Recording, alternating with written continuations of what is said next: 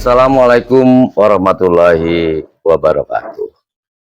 Pemirsa, jumpa dengan kami di acara Ngobos di Kampung Aclak. Nah, Ngobos di Kampung Aclak ini Mas Sugeng, ini ada singkatannya itu. Apa itu? Kalau ngobos itu ngopi bareng, obrolan santai. Ngopi bareng, obrolan santai. Luar itu biasa. Ngobos.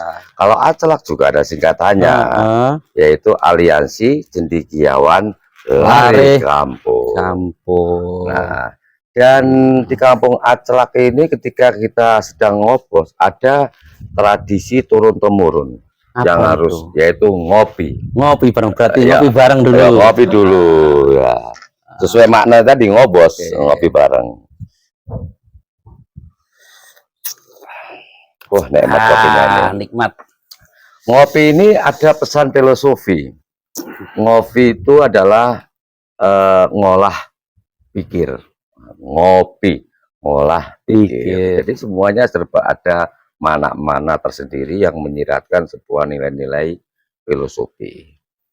Nah, oke pemirsa, saya saat ini di acara Ngobos di Kampung Aclak ini didampingi oleh rekan kami yaitu Master Sugeng Setiawan.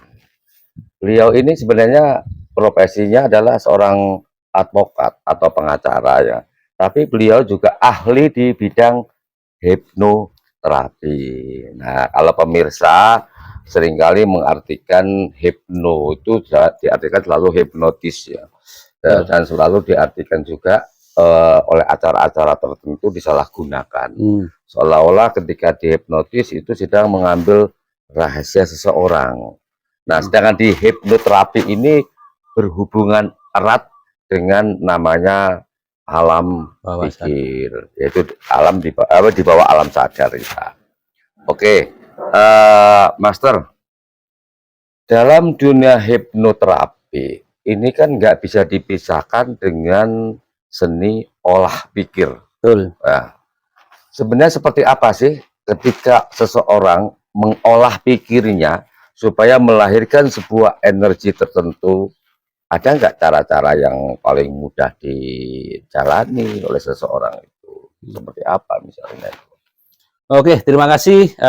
Tadi sudah dikenalkan dan ini sebenarnya sudah dibahas pada video-video yang kemarin oleh Bung Denny. Ini luar biasa. Saya terkagum-kagum dengan istilah, nggak tahu ngambil istilah dari kamus apa.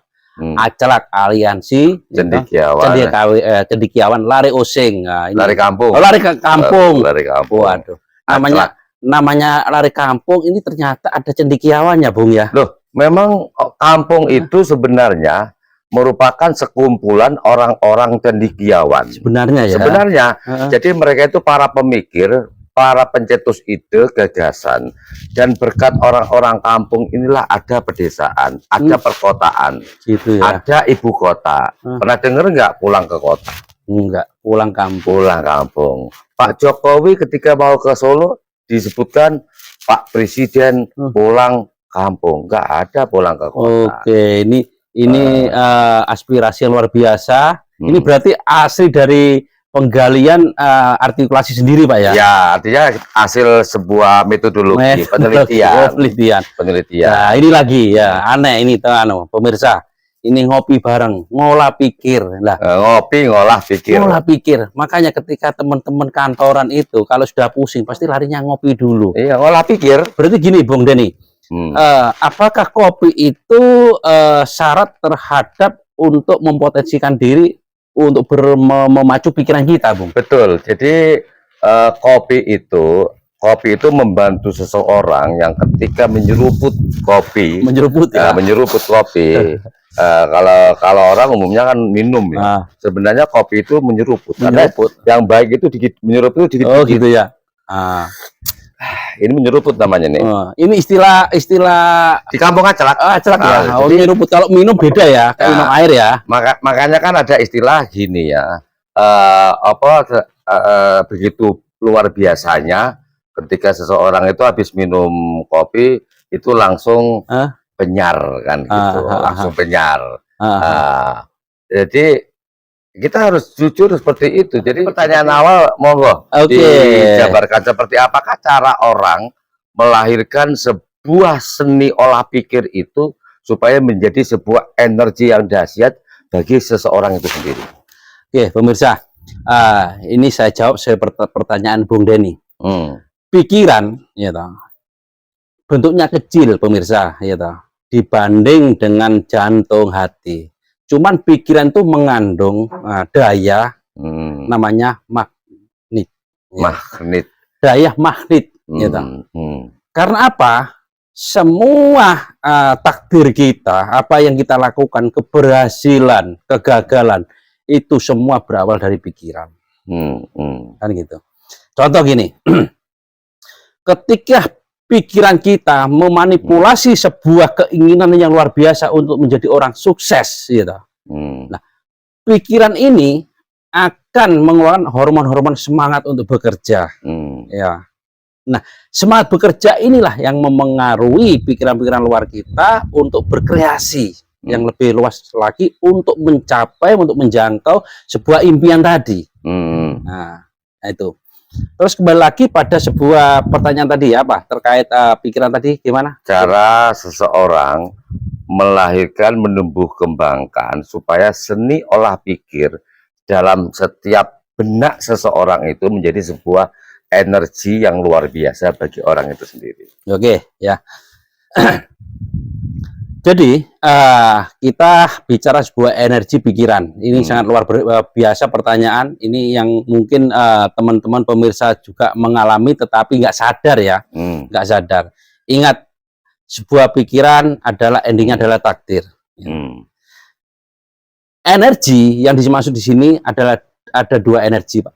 Ada energi negatif dan positif. Ketika kita seringkali ya meresap atau mengambil sebuah pemikiran negatif, contoh seudon pada orang lain, iri kepada orang lain, cemburu, terus tidak bersyukur kepada nikmat yang sudah Allah berikan kepada kita dan yang lain-lain, itu adalah energi negatif. Pak. Ketika itu berulang-ulang, repetisi, ya, memasukkan dalam pikiran kita secara kontinu terus-terusan, maka apa yang menjadi? Pengaruhnya adalah pada kondisi fisik kita. Ya. Orang akan kena lambung, lari ke anxiety disorder, orang kena asam urat, kena migran. Itu sebenarnya menurut keilmuan kami dari hipnoterapi itu 88% itu adalah pengaruh dari pikiran Anda. Pikiran negatif yang Anda serap tadi yang saya bahas. Kalau di Kampung Acrak itu pikiran-pikiran jelek dan mudah prasangka buruk itu disebut di Kampung Acrak namanya negatif thinking. Negatif thinking. Ya, itu di Kampung Acrak itu negatif thinking. Ya, betul. Ya. Itu. Makanya itu larang keras. Terus yang kedua ada energi namanya energi positif. Energi positif itu salah satu adalah cinta, kebahagiaan, ikhlas dan bersyukur. Jadi ketika kita dalam keadaan bagaimanapun kita harus berupaya mengeksploitasi diri kita dan pikiran kita untuk tetap bersyukur. Katakanlah saat ini saya gak punya uang sama sekali untuk beli rokok, tetap bersyukur. Bersyukurnya apa? Allah masih memberikan kesehatan sampai saya bisa duduk di sini ketemu dengan Bung Denny. Terlepas saya punya uang atau tidak, tetap bersyukur. Terus cinta dan sayang, cinta kasih itu juga adalah salah satu energi-energi yang sangat positif. Ketika rasa syukur, ikhlas, kasih sayang dan bahagia itu sudah memenuhi pikiran kita, Bung. Di situ pasti badan kita akan sehat. Ya. Menurut analisa dari apa yang sudah saya lakukan sebagai penterapis, menyembuhkan teman-teman masyarakat yang sakit stroke atau apa, latar belakangnya pasti itu. Pikiran. Oke, Bung Sugeng, ini menarik ya. Ketika seseorang dihadapkan pada pikiran, seseorang itu di mana pikiran yang akan membuat kita itu bagaimana sehat, bagaimana kita sakit, karena pikiran kita kan gitu. Nah, dengan seni olah pikir ini kan tadi jelas bahwa kalau negatif itu dampaknya seperti apa, kalau positif seperti apa. Sekarang ketika seseorang itu sudah mencapai titik paling atas, disebut namanya pikiran positif, kemudian seseorang itu ingin mengolah menjadi sebuah kekuatan misalnya. Nah, biasanya kan begini, biasanya tidak banyak orang yang tahu bagaimana dia mencapai alam di bawah alam sadarnya dengan pikiran tadi. Nah, tentu ini karena ini Bung Sugeng seorang master yang di hipnoterapi sudah begitu banyak memberikan edukasi pengobatan dengan membantu mereka melalui seni olah pikir. Nah, bagaimana sekarang pertanyaannya, ketika seorang sudah mencapai titik tertentu agar mampu mengelola alam pikirnya di bawah alam sadar. Nah, ini menarik. Pertanyaan mudah ini. Ini Bung Denny ini seperti orang hipnoterapi. Sebenarnya ini juga sejabat dengan saya, seorang lawyer juga. Cuma dia itu seorang seni juga di bidang video, pengambilan perfilman ini luar biasa ini. Ini pertanyaan sebenarnya pertanyaan keluar dari orang-orang yang ahli hipnoterapi. Jadi kalau menyangkut pertanyaan itu, Bung, nah bagaimana? Saya sambil ngopi ya? Oh, monggo. Iya. Bagaimana kita cara mengelola ketika kita sudah pada puncaknya begitu ya? Betul ya. Jadi cara olah pikir sebenarnya kita itu untuk mencapai ke titik puncak yang Bung Denny maksud, kita manusiawi, ya manusiawi. Mungkin yang punya itu hanya malaikat. Kita ini belajar untuk mencapai titik yang dimaksud oleh Bung Denny. Ya. Pemirsa tidak harus menunggu ke titik puncak. Nah, apa yang saya sampaikan tadi adalah tahapan untuk belajar mengolah pikir kita sendiri. Ya, ini yang dimaksud. Melalui seninya ya. Melalui seninya. Contoh gini aja. Ketika pemirsa ada masalah dengan teman pinjam uang, terus ternyata gak tepat waktu, gak dibayar. Manusiawi wajar, sakit hati, kecewa, ya agak marah. Nah, disitulah peran pemirsa untuk mengolah pikiran sendiri. Langsung dibalik aja. Karena apa? Pikiran yang jenengan keluarkan itu adalah pikiran negatif. Ya. Ketika Anda sadar, ketika ini dirawat, akan berpengaruh pada kondisi Anda. Langsung dibalik, diolah pikiran itu. Dibalik menjadi pikiran positif. Sehingga munculkan sebuah pikiran, ya biarkanlah, ikhlaskan. Berarti teman saya masih belum punya. Toh saya masih bisa rokokan, saya bisa makan. Mungkin saat ini masih enak saya. Jadi pikiran-pikiran negatif macam itu harus kita balik sendiri, namanya diolah untuk menjadi pikiran positif. Nah, itu yang dimaksud Bung Denny. Oke. Kalau memang demikian, Bung Sugeng, dalam diri manusia itu kan sering ada pergulatan ya. Ketika bicara pikiran, pergulatan itu setiap saat, bukan tiap detik, tapi setiap saat, yaitu pergulatan antara pikiran dan perasaan. Nah, seringkali seseorang ingin mencapai titik tertentu di alam pikirnya, perasaan itu sering mengganggu, ya kan? Betul. Sering mengganggu. Nah, jarak ini terlalu dekat antara pikiran dengan perasaan ini. Ini mungkin yang seringkali dialami orang sebagai kendala ketika seseorang itu berusaha untuk mencapai titik tertentu dalam alam pikirnya. Memang betul bahwa orang hidup itu, kalau kita gariskan secara kontra ya, antara sakit dengan selamat, dengan baik dan seterusnya, itu kan memang pola yang paling berperan. Pola pikir, pola hidup, pola makan. Betul. Kan ini kan. Nah, sekarang yang menjadi persoalan, dan mungkin ini jadi kebanyakan orang ya yang mengalami, ketika seorang memanage alam pikirnya itu sebagai satu kesatuan seni yang luar biasa, perasaan yang sering mengganggu. Karena manusiawi kan, manusiawi rasa tidak bisa menerima, tidak ikhlas, tidak bersyukur.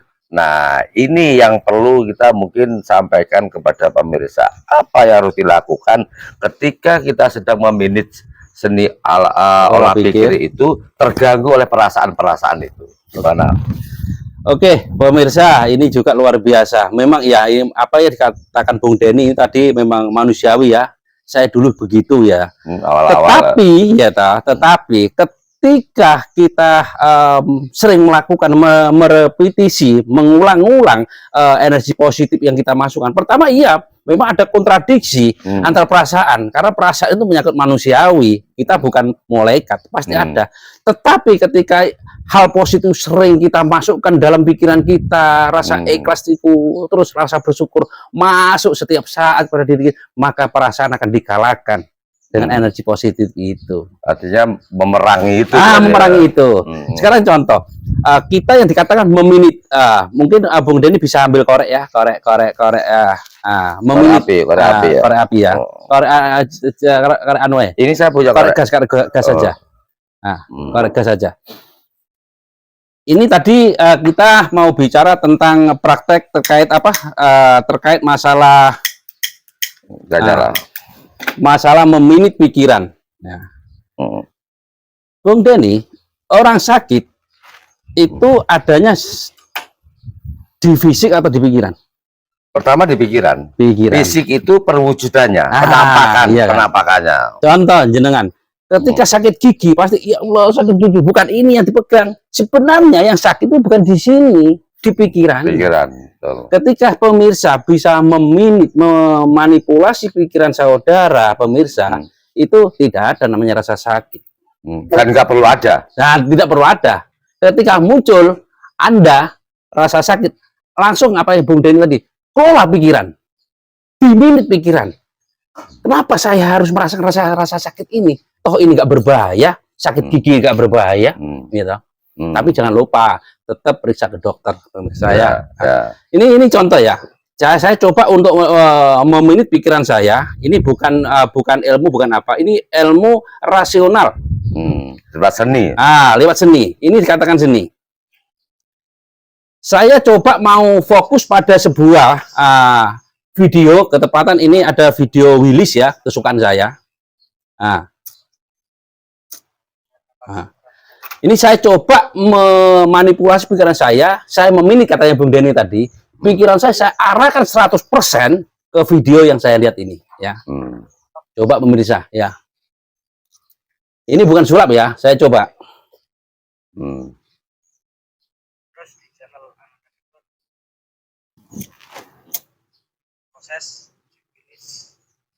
Nah ini pemirsa, api menyala bakar ternyata nggak direken, kalau nggak dihiraukan ya oleh Bung Sugeng. Sudah mulai bau Pak, karena bau rambut Pak. Karena pikirannya berada pada fokus itu tadi, memperhatikan kesukaannya. Udah cukup Bung Sugeng mungkin. Cukup. Bau Pak ini Pak. Ya bau rambut kobong. Nah, artinya apa? Ini yang dikatakan Bung Denny tadi. Nah, rasa sakit itu bukan pada kulit, bukan karena panasnya api, tidak. Adanya pada pikiran. Ketika pikiran yang katakan Bung Denny tadi bisa diminit, gitu. Dimanipulasi menjadi pikiran positif. Apa positif? Kita melihat kesukaan saya di sini. Ya, itu positif. Tetapi ketika kita membayangkan hal yang sakit, itu adalah pikiran negatif. Jadi itu Bung. Oke, menarik sekali pemirsa. Ternyata bagaimana kita fokus kepada alam pikir kita, menyatukan antara perasaan dengan pikiran, sudah mengkristal, tidak lagi terganggu oleh perasaan yang enggak. Ternyata fokus pada alam pikiran. Berarti udah mengkristal kan. Betul. Itu ada fisik yang tersentuh, ada fisik yang dibakar seperti tadi. Itu ternyata tidak direken itu bahasa sudah terabaikan oleh pikiran kita, terabaikan gitu kan ya. Jadi perasaan itu lebih ke logika Pak. Perasaan itu akan mengatakan bahwa api itu panas, dan panas itu bisa melempuhkan kulit, gitu, bisa merusak jaringan kulit. Ini perasaan. Tetapi ketika kita sudah latihan ya bisa meminit, ya kita abaikan semua. Apa yang menjadi argumennya perasaan tadi itu sudah nggak berlaku di sini. Karena udah dikendalikan di alam pikir. Iya itu tadi sudah kita minit. Jadi pikiran kita 100% kita curahkan kepada hal yang kita senangi. Oke. Oke, Bung Sugeng. Ini salah satu contoh tadi ya, ketika kita sudah mencapai titik kristal, penyatuan antara alam pikiran dengan perasaan, kita fokus pada satu titik, sehingga yang lainnya yang berupa fisik itu sudah diabaikan. Kalau bahasa kampung acak tidak direken lah, kan gitu, nggak terasa masalahnya. Nah, tentu dengan satu langkah tadi, ini berarti dengan alam pikir itu kan kita bisa melakukan banyak hal terhadap anggota tubuh kita. Melalui alam pikir. Nah, kira-kira Bung Sugeng, dengan seni olah pikir itu yang tadi disebutkan penuh cinta kasih ya, bersyukur, ikhlas, dan fokus pada satu titik ya. Selain tidak terasanya tadi api untuk membakar tadi di lengan tadi, ada nggak mungkin manfaat-manfaat lain dengan seni olah pikir, penyembuhan dalam diri manusia? Apa saja kira-kira yang bisa dilakukan oleh seni olah pikir itu sendiri? Oke, ketika kita asupan pikiran kita dipenuhi oleh asupan-asupan positif, kayak cinta kasih, kasih sayang, ikhlas, bersyukur, ya, itu sudah memenuhi pikiran kita, maka apa yang akan dikeluarkan oleh hormon pikiran kita adalah hormon endorfin, bukan hormon kortisol lagi ya, hormon endorfin. Ketika hormon endorfin itu sudah menyebar dalam tubuh kita, satu, kita lebih sehat badan kita lebih semangat, ya, pikiran kita lebih cerah, lebih jernih, lebih jernih sekali. Dan ketika itu sudah ada pada alam pikiran kita, maka kayak stroke, kecemasan, Pak, ya toh, migran, sakit gigi, sakit asam lambung dan yang itu sudah lewat semua. Hilang dengan sendirinya. Hilang dengan sendirinya. Artinya energi seni olah pikir itu bisa meminit sekaligus mengendalikan hal-hal yang mungkin selama ini dikeluhkan sebagai rasa sakit. Betul. Sekarang contoh saja, Bung Denny. Ada seorang yai tokoh agama yang tiap hari kegiatannya hanya wirid, wudu, sholat, dan duduk dan rokokan, setiap hari ngopi, gak pernah olahraga beliau itu. Tapi umurnya sampai 90-100 tahun, sehat. Karena di hatinya dan pikirannya yang ada adalah energi-energi positif dia, hanya energi positif dia, gitu kan. Nggak ada rasa benci sama tetangga, kepada muridnya nggak ada rasa sakit, tidak ada. Tapi toh, beliau kuat, ngopi, tiap hari, nerima tamu. Nah, ini salah satu bentuk yang tidak bisa dirasionalkan dengan ilmu medis. Artinya nggak nyambung ya. Nggak nyambung. Kalau dipertemukan dengan medis. Nggak nyambung. Oke, Bung Sugeng. Bung Sugeng kan ini cukup lama ya berkiprah di dunia hipnoterapi. Tentu bukan waktu yang pendek untuk belajar sehingga mampu berkiprah bahkan mengobati banyak orang. Pertama kali kalau Mas Sugeng ingat tahun berapa itu dan butuh berapa lama untuk mempelajari seni olah pikir itu? Saya mulai belajar otodidak mulai 2017, Bung. Hanya otodidak, saya kepingin saya punya hidup yang seimbang. Saya ingin membantu kaum umat yang miskin, yang saat itu memang jangkauan untuk pembiayaan kesehatan terlalu mahal. Saya ingin punya peran di situ. Mengabdikan diri. Mengabdikan diri melalui di dunia olah pikir. Saya belajar otodidak. Ya. Ternyata saya punya kemampuan di situ. Tetapi 2019 saya baru melakukan belajar secara formal, sehingga sampai saya mempunyai sertifikat. Karena apa? Saya punya kemampuan, tapi kalau belum diakui oleh negara, secara formalnya maka percuma. Maka saya 2019, 2020 saya mencapai itu. Berarti sampai ke master. Buka tempat praktek ya. Sampai saya buka tempat praktek di Desa Sumberbulu, Kecamatan Songgon, yang sudah masuk didaftar di Dinas Kesehatan Banyuwangi, dan itu pertama kali pemirsa yang ada di Banyuwangi yang terdaftar hanya hipnoterapi saya di Songgon. Oke, selamat dulu. Wah. Oke. Oke, Bung Sugeng, 2019 yang diawali 2017 ketika belajar secara otodidak ya. Kan banyak pasien ya yang apa sudah ditangani melalui keahlian seni olah pikir ya. Apakah itu cukup di wilayah Kabupaten Banyuwangi saja atau di luar Banyuwangi juga?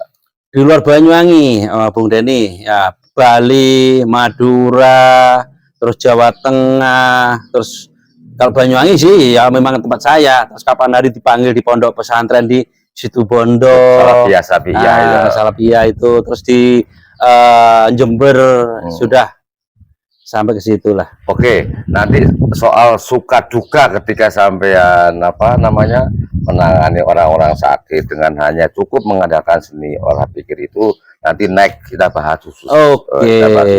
Tentu ada suka duka. Pasti. Apalagi Bung Sugeng kan sudah berulang kali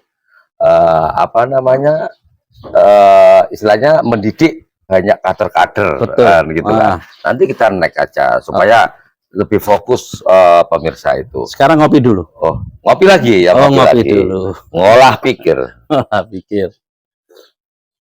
Oke, Bung Sugeng, sebelum saya akhiri, mungkin ada pesan kepada masyarakat siapapun tentang seni olah pikir itu kemanfaatannya. Monggo. Oke, pemirsa, pesan saya singkat saja. Ketika pemirsa ingin sehat, badan sehat, jauh dari penyakit. Terutama beri masukan pikiran pemirsa dengan hal-hal yang positif. Munculkan rasa ikhlas, rasa bersyukur, rasa cinta dan sayang dan bahagia. Itu sudah cukup sebagai vitamin yang kekal untuk mengobati diri kita seluruhnya. Oke, ini luar biasa ini.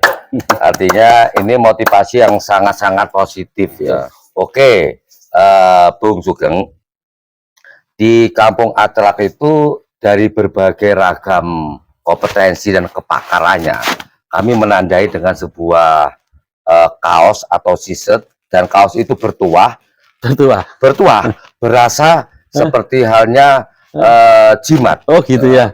Maksudnya bertuah seperti jimat itu ketika orang mengenakan kaos itu, maka dia akan tersugesti seperti pesan di dalam kaos itu. Berarti jimat itu siji harus dirawat ya? Betul. Nah, cuma satu memang ini. Oh gitu ya. Seperti apa wujudnya kita lihat dulu. Ya, kita buka. Wah, luar biasa ini. Ya, kita buka dulu, Bung Sugeng. Kita maknai dulu satu persatu ya. Nih, Aclak. Ya. Aclak ini aliansi cendekiawan lari kampung, pemirsa. Jadi cendekiawan bukan dimiliki orang kota loh ya. Orang kampung ini. Maka berbanggalah jadi orang kampung. Kampung, termasuk saya, kelahiran lereng Gunung Raung. Sama saya juga orang kampung. Oh ya, gitu dari sama ya. Pantun Jatah saya. Oh gitu ya. Dan kenapa orang kampung itu cendekiawan? Maka akan ditonjolkan sebuah pesan. The power of village. Artinya kehebatan orang-orang kampung. Betul. Nah, di Kampung Aclak ada tradisi tadi turun-temurun. Kita balik namanya. Oke. Apa ini? Ya, ngobos. Ngopi bareng, obrolan santai. Untuk bisa ini kan semacam tradisi bagaimana orang berolah pikir itu melalui ngobos. Ada pesan di sini, belajar, berlatih dan berkarya nyata. Wah, jadi luar biasa. Belajar dulu, berlatih baru nyatakan karyanya ya. Nyata ya, yang bermanfaat. Dengan demikian, Bung Sugeng, orang mengenakan ini di sini karena aliansi cendekiawan lari kampung. Secara otomatis ketika mengenakan, dia akan tersugesti menjadi seorang cendekiawan. Wah, luar biasa. Oke, jadi seperti itu. Oke, ini untuk Bung Sugeng penanda sebagai orang pakar kemudian hipnoterapi kan begitu. Terima kasih pemirsa, ini sebuah kehormatan bagi saya yang mana ini langsung diberikan oleh Bung Denny. Saya disematkan ini kostum kebesaran sebagai tanda bahwa orang kampung itu ternyata cendekiawan juga. Orang hebat. Orang hebat, termasuk saya yang dipilih oleh Bung Denny. Ya? Oke, untuk saat ini sampai terpilih. Untuk saat ini ya. Karena kepakarannya. Oh gitu ya. Untuk Anda Bu Sugeng, untuk pamitannya itu ada sendiri di Kampung Acelak. Itu? Ya, begini pemirsa. Ono demit ning banyu bening. Ono demit di bawah banyu bening. Kula pamit, besok bakal ketemu maning. Oh gitu. Oke, salam budaya berbasis kearifan lokal. Wassalamualaikum warahmatullahi wabarakatuh. Waalaikumsalam. Terima kasih Bu Sugeng. Sama-sama Bu Denny. Kita ngopi lagi. Ngopi lagi. Iki tutu acara kesenjarangan tapi ngatake wong cendekiawan. Iki tutu kampung senjarangan tapi kampunge wong cendekiawan.